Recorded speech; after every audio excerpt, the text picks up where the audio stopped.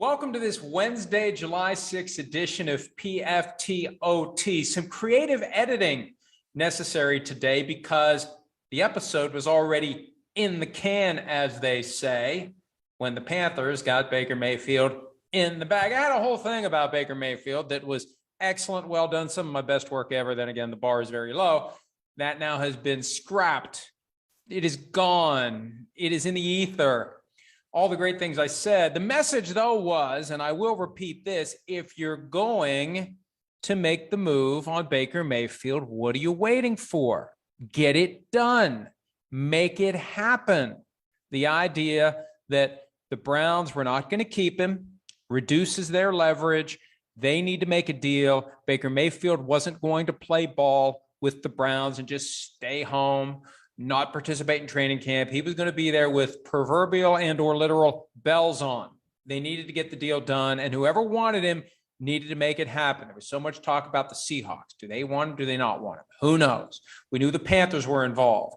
There were other teams that I thought should have been involved. We did a comprehensive list over the weekend of all the teams that should look at Baker Mayfield's film and ask themselves, when he's healthy, could he be better than our current best option? At the end of the day, the Panthers decided to not let it wait any longer. Make it happen now before somebody else comes and gets him. That's the problem. The longer you wait, the greater the chance somebody else wakes up and says, holy crap, our quarterbacks aren't as good as they need to be. We need to go get Baker Mayfield before the Panthers do.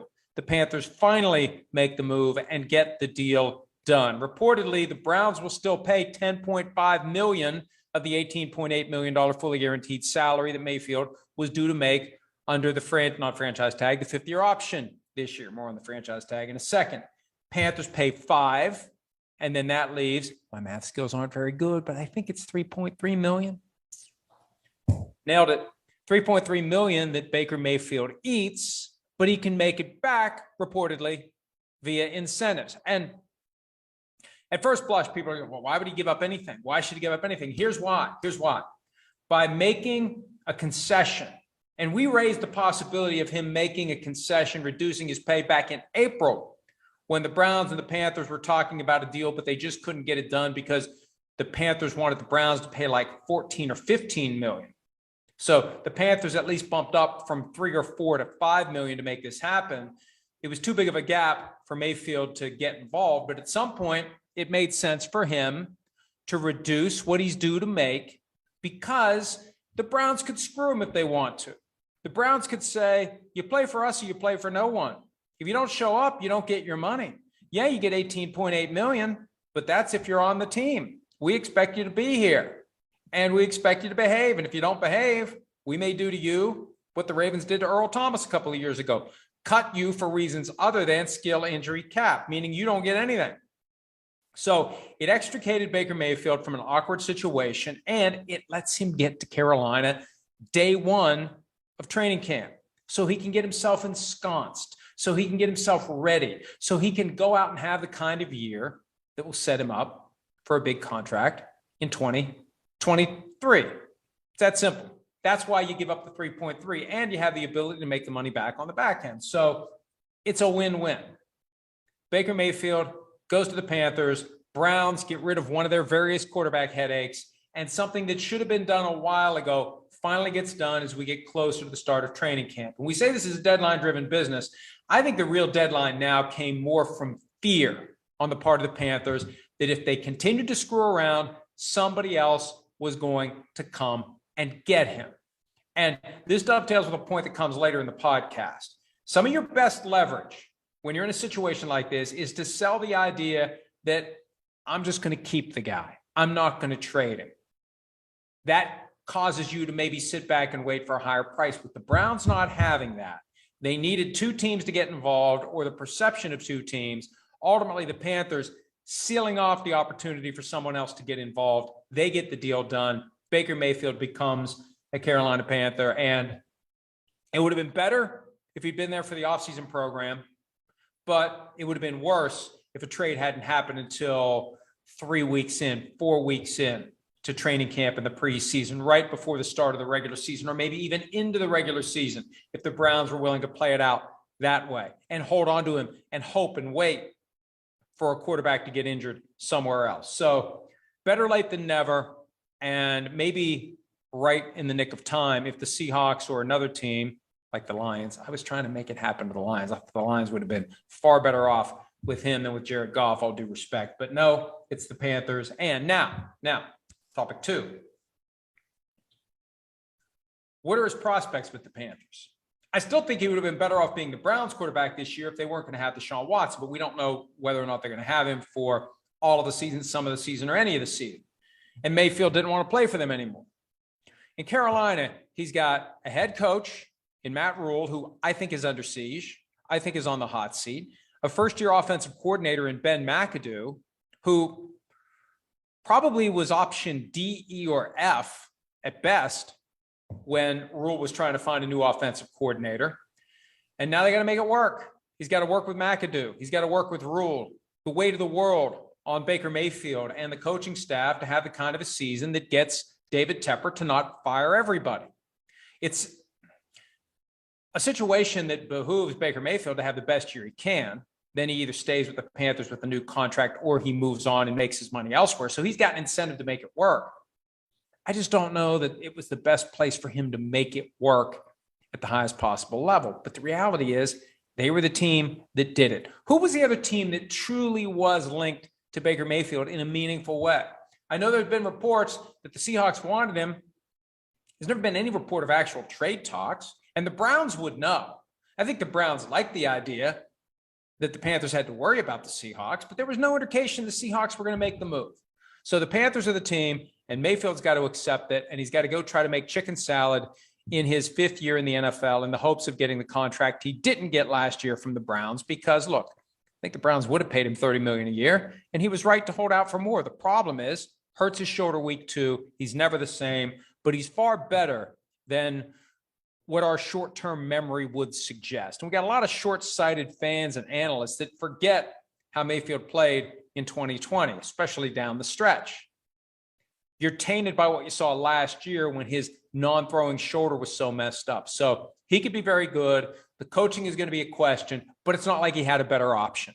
He needed to go somewhere where he could get himself ready and have a reasonable chance to have the kind of season that would unlock the contract that he hopes to get somewhere else. Now, I haven't seen any reports on this yet, so I assume that the Panthers will not waive their ability to use the franchise tag in 2023. I apologize if that has come to light since I utter these words and they make it to your podcast feed, but that's a key consideration because that's the way for the Panthers to keep him around next year.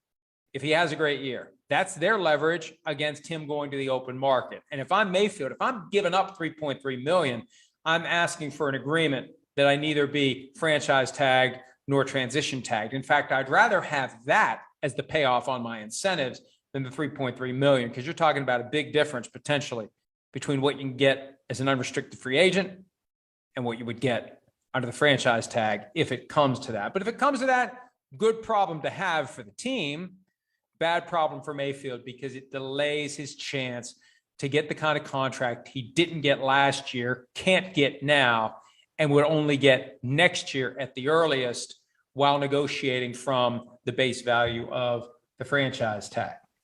So what does it mean for the quarterback under contract with the Panthers who will get $18.8 million this year, fully guaranteed? Sam Darnold, 3rd pick in the 2018 draft, 2 spots after Mayfield, the guy the Panthers traded for last year who was supposedly the savior, and he had a great 3 games to start the season. They just couldn't sustain it. He was the guy until he wasn't, and now he isn't. Did they keep him around as the backup to Baker Mayfield and pay him 18.8? Do they trade him? Does he become a candidate for the Seahawks, for example? If they really were thinking about Baker Mayfield, do they now pivot to Sam Darnold and try to get a deal where the Panthers pay $10.5 million and the Seahawks or some other team pays $5 million? It's going to be a real question. And it's going to be interesting to see what Darnold has to say about all this and whether it meshes with whatever he's been told by the team. Although he can't act surprised unless they have lied to him and said, nah, those reports are fake news. We're not talking to the Browns about a trade for you. We have no intent to trade for Baker Mayfield. unless he's been lied to, he's got no reason to be upset. He knows what's gone on, and he gets $18.8 million either way. But just like Mayfield, he needs to be in a place where he can play and set the stage for a contract next year. Although between the two guys, obviously, Mayfield more accomplished, higher potential. Obviously, big reason why the Panthers, after the offseason program, decided to say no thanks to Sam Darnold and hello to Baker Mayfield, even after drafting Matt Corral, who clearly is going to be on red shirt / scholarship this year. Barring a disaster, we're not going to see Matt Corral play because they've got Mayfield and, at least for now, Darnold. I would trade him if I could. I just don't know where that trade partner would happen. But you know what? Maybe the Panthers squat on him the way the Browns would have squatted on Baker Mayfield and wait for a possible injury. It's far from inevitable at the quarterback position, but it's possible. Starter gets injured, all of a sudden there's a market for Sam Darnold. That's where the Panthers now are, unless they have a plan to move on from him, trade him to the Texans. I mean, we could do the same thing with Darnold that we did with Mayfield. Identify the universe of teams that could be or should be interested. Problem is, it's going to be fewer teams. How many teams really could look at Sam Darnold and say, hey, that guy's better than what we currently have? There may not be many teams on that list at all, quite frankly. There's another name that hasn't been brought up, but needs to be. Jimmy Garoppolo. What does this all mean for him? Well, it's good for him because it clears Baker Mayfield out of the way. Garoppolo is now the guy. He's the guy who ends up somewhere now that the Panthers have traded for Mayfield. Of course, it takes the Panthers out of the mix for Jimmy G, but Mayfield was hovering over everything and really kind of keeping Garoppolo's situation from getting resolved. Now, as he closes in on getting full clearance to throw after having surgery, not on his non-throwing shoulder like Mayfield, but his throwing shoulder, we'll see what happens. We'll see what happens. People have suggested maybe the Browns should get him in the event that Deshaun Watson is out for the year. And hey, if he gets suspended for the full year, I think the Browns need to make that phone call to the 49ers. The difference, though, is, and it becomes more complicated, Garoppolo is due to make $25 million, and once he passes his physical, not a penny of it is guaranteed. And the worst-case scenario for him, as we've said before, 49ers get through all of training camp, all of the preseason. They go to Jimmy G and say, hey, we love you. You've been a great guy. Trey Lance is our starter. We can only keep you around if you cut your salary from $25 million to $8 million. Take it or leave it. And if he leaves it and they cut him, where does he go at that point? Just like Mayfield, he needs to get his situation resolved now so he's on a team when training camp opens. That puts him in the best position to have the kind of year that gets him in line for another contract. I mean, he's still fairly young as quarterbacks go, and he's one season away from becoming a free agent yet again. So he now moves into the top position as we figure out how this game of quarterback carousel is going to continue, and we'll see what happens. Maybe things happen quickly. Maybe now that Mayfield's done, someone that's out there who'd previously been reluctant to make a trade for Jimmy G swoops in. Again, and this is the point that I made very aggressively in the portion of the podcast that was deleted by ensuing events. If you want the guy, don't screw around. I know everybody wants to get a good deal, but don't try so hard to get a good deal that you kill your ability to get any deal. If Garoppolo's your guy, if you're the Texans and you've been holding your cards close to the vest and you've been creating the impression Davis Mills is your guy because you're just waiting for the right chance to go get Jimmy G. Think of all the Patriots connections on the Texans staff to Jimmy G. Now's the time to do it. Don't screw around. Don't worry about what it's going to cost financially. Don't worry about what it's going to cost by way of draft picks if you believe that this is your guy. And I think he's a guy who may not take you to a Super Bowl, but he could turn a 4-win team into a 9-win team if he's healthy. He could. My biggest criticism of him is that in the biggest spots, he doesn't show up, but he shows up in the not biggest spots, which is kind of what the Texans could use right now. So if the Texans are thinking about it, now is the time to do it. Do not delay. Make it happen, just like the Panthers did today with Baker Mayfield and give Jimmy Garoppolo full opportunity to be the best guy he can be. The point that Ron Rivera made as it relates to searching for a quarterback earlier this year when they were calling every team in the league, who cares what you give up if it works? Nobody's saying, hey, whoa, look at what the Rams gave up for Matthew Stafford. It worked. If you think Jimmy G is going to work for you, you go out and you get him. And I don't know what teams all fall into that category. I would say the Texans, the Browns, if they don't have Deshaun Watson.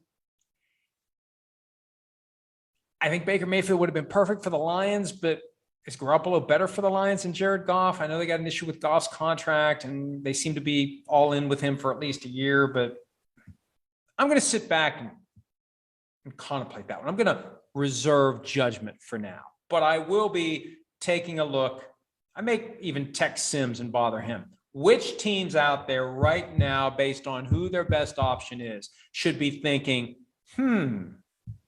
maybe we should go get Jimmy G? And if there is a team that already has made that decision, don't screw around, because you may blow your opportunity to get him at all if you worry about trying to get the best possible deal that you can. Hi, I'm Mike Tirico, and thanks for watching. Make sure to hit subscribe for the latest news and highlights from NBC Sports.